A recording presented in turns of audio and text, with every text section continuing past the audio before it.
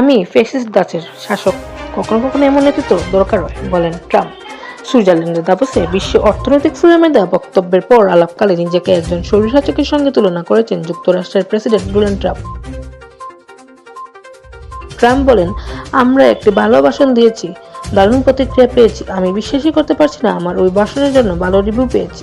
তিনি আরো বলেন, সাধারণত সমালোচকরা বলে যে আমি একজন ভয়ঙ্কর স্বৈরশাসক টাইপের মানুষ। আমি একজন স্বৈরশাসক, কিন্তু কখনো কখনো স্বৈরশাসকের দরকার হয়।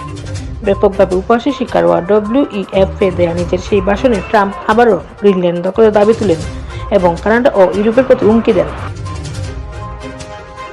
তবে ট্রাম্পের নিজেকে স্বৈরশাসকের সঙ্গে তুলনা করার ঘটনা এই প্রথম নয়। 2025 সালের আগস্টে ওয়াশিংটন ডিসিতে ন্যাশনাল গার্ড সমর্থিত কঠোর অভিযানের অংশ হিসেবে পতাকা পুরানোদের বিরুদ্ধে মামলা করার আদেশে স্বাক্ষর করার সময় ট্রাম্প ইঙ্গিত দিয়েছিলেন যে আমেরিকানরা হয়তো একজন স্বৈরশাসককেই পছন্দ করবে।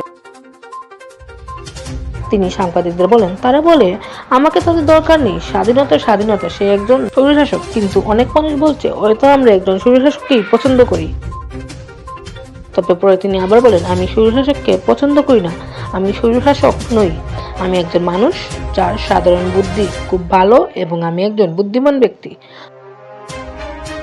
2024 সালে নির্বাচনের আগে ফক্স নিউজে এক সাক্ষাৎকারে ট্রাম্প বলেছিলেন তিনি স্বৈরশাসক হবেন, তবে শুধু দায়িত্ব গ্রহণের প্রথম দিনে। এছাড়া বিভিন্ন সময় Putin, Xi Jinping, Kim Jong উনের মতো নেতাদের শক্তি, বুদ্ধিমত্তা ও নিয়ন্ত্রণ ক্ষমতার জন্য প্রশংসা করেছেন তিনি। সূত্র এনডিটিভি। উল্লেখ্য, বৃহস্পতিবার সুইজারল্যান্ডের দাভোসে 56তম বিশ্ব অর্থনৈতিক ফোরামের ফাঁকে শান্তি দিবসের সনদে স্বাক্ষর করেন ট্রাম্প।